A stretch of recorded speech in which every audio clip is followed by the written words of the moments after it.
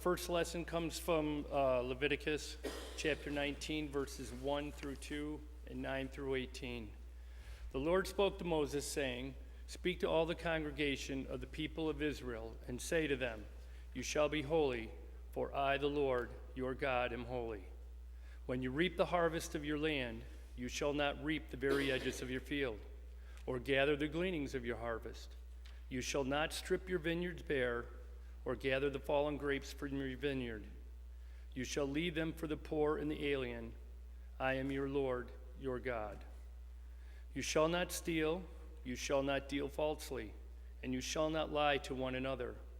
And you shall not swear falsely by my name, profaning the name of your God. I am the Lord. You shall not defraud your neighbor, you shall not steal, and you shall not keep yourself the wages of a laborer until morning. You shall not revile the deaf, or put a stumbling block before the blind. You shall fear your God. I am the Lord. You shall not render an unjust judgment. You shall not be partial to the poor or defer to the great. With justice you shall judge your neighbor. You shall not go around as a slanderer among your people, and you shall not profit by the blood of your neighbor.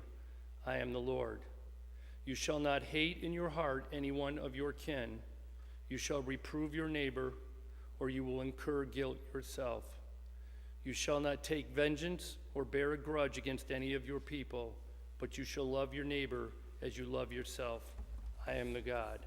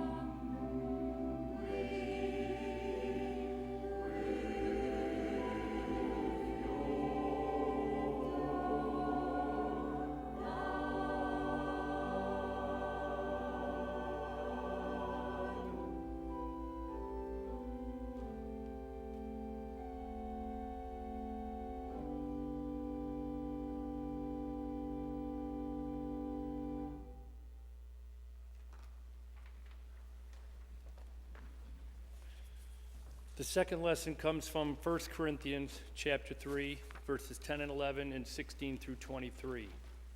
According to the grace of God given to me, like a skilled master builder, I laid a foundation, and someone else is building on it. Each builder must choose with care how to build on it, for no one can lay any foundation other than the one that has been laid. That foundation is Jesus Christ. Do you not know that you are God's temple and that God's Spirit dwells in you? If anyone destroys God's temple, God will destroy that person. For God's temple is holy, and you are that temple. Do not deceive yourself. If you think that you are wise in this age, you should become fools so that you may become wise. For the wisdom of this world is foolishness with God.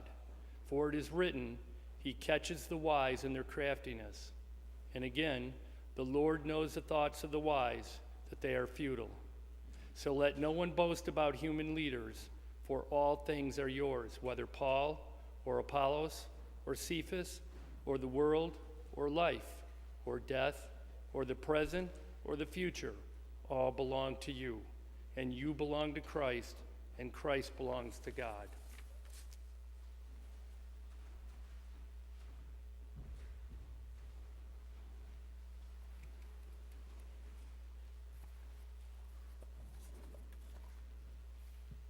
Join me in prayer.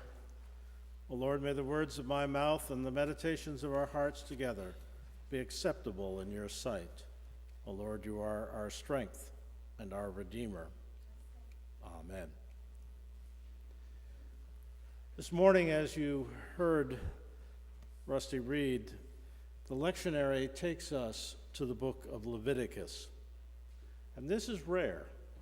This is unusual for the lectionary, because Leviticus deals primarily with religious ritual around the temple, sacrifice, and purity laws. A seminary student told her professor that she never realized that she could fall asleep on a treadmill until she tried to read Leviticus. Often we hear of people who say, I want to read the Bible from cover to cover, from Genesis to Revelation. And their enthusiasm usually lasts until they hit Leviticus, and then they get bogged down. You can only read so much about temple ritual and skin diseases before your mind begins to wander. And preachers, too, tend to avoid Leviticus. The cultic practices, law, and ordinances seem to have little to do with our life today as Christians in the 21st century. And it's not the most inspiring part of the Bible. In fact, Martin Luther wanted to do away with Leviticus completely. However, this is the seventh Sunday in Epiphany, and this preacher is going to tackle that passage which Rusty read, the 19th chapter of Leviticus, because it speaks about the nature of the life of faith, of the holy life, of the life lived with God. As the Jewish people struggled in those 40 years in the wilderness, Leviticus was written as a testimony to the holiness of God and to prepare the people for their nationhood when they reached the promised land. They knew that in that dangerous wilderness, they needed God. They needed a relationship with God that mirrored who God was and enabled them to be close to God. As God was holy, so they needed to be holy. Holy in their worship, holy in their conduct as a nation and individuals, holy in their relationship with each other, holy in their relationships with peoples they would encounter along the way and they would encounter when they reached the promised land, holy in their hearts, holy in their minds. The teachings of Leviticus focus primarily on the behavior of the community, and as opposed to the behavior of each individual person. But it describes what the nation needs to be in close partnership with God, to be holy. Over the centuries, we've all asked the question, what is it to live a life in faith? What does God want? What does the Bible teach? What does Jesus teach? How much do we look at the Hebrew scriptures for guidance, or as Christians, should we just look at what the Gospels and the other books of the New Testament have to say to us? And we hear a lot of voices today, especially coming out of the diversity that is the Christian community, about what a holy life, what a life of faith looks like. My father's family were Swedish evangelicals. They belonged to a small church in northern New Jersey. Their church had a strict set of rules and guidelines which were to govern every member of that community.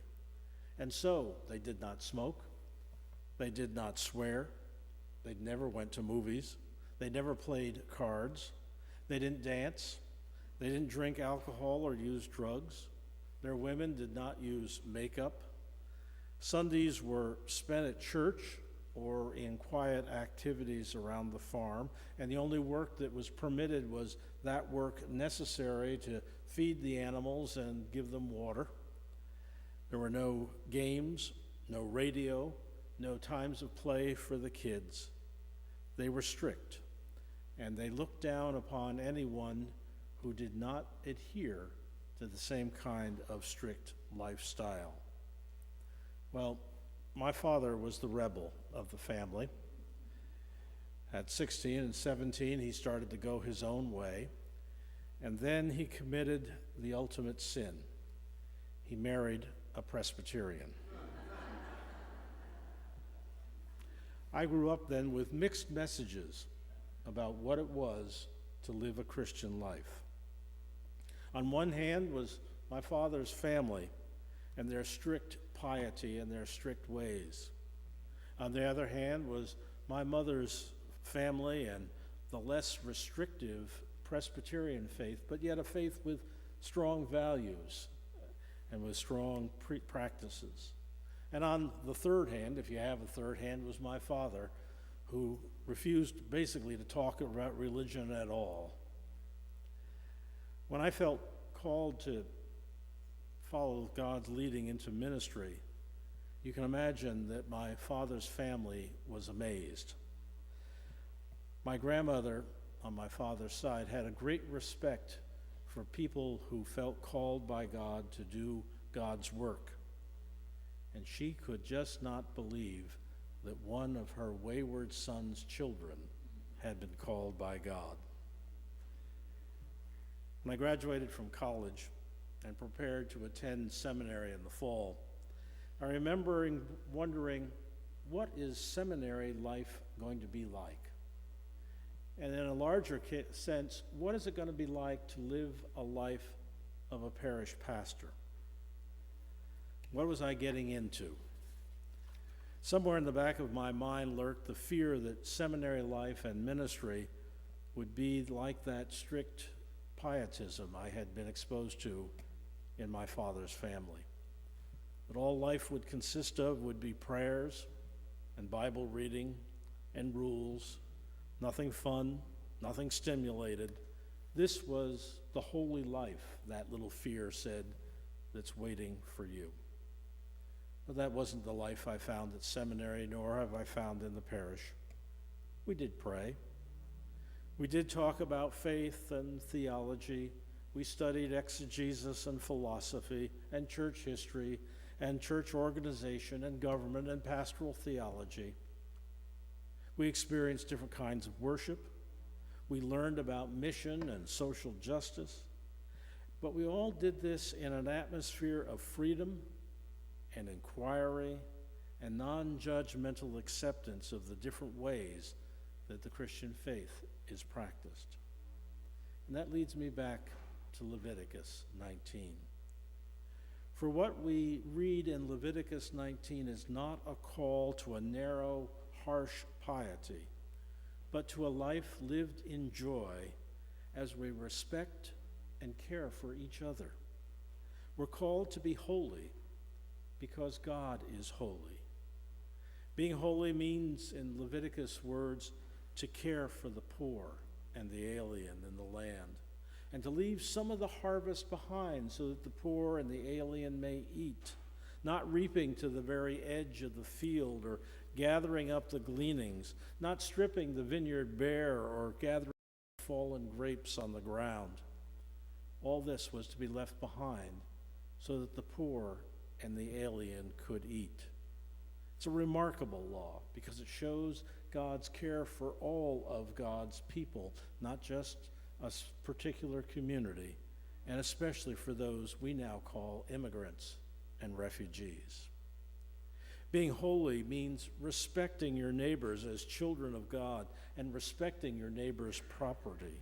Being holy means being just to those who labor for you and providing for their wages in a timely and appropriate way. Being holy means honoring and caring for those who have physical limitations or mental limitations, like the blind and the deaf. Being holy means fair treatment of the rich and poor alike. Being holy means putting aside slander and hate and vengeance. Being holy means that we shall love our neighbor as ourselves. When asked which of the commandments was the greatest, Jesus replied using words partially taken from Leviticus. He said, "You shall love the Lord your God with all your heart and with all your mind and with all your soul, and you shall love your neighbor as yourself."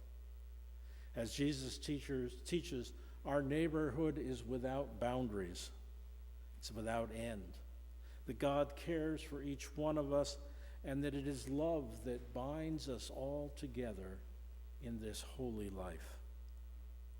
In these troubled times of our nation, the teachings of Leviticus, the teachings of Jesus, are gifts to you and to me. Gifts which can guide us into the way of living holy and faithful lives. Amen.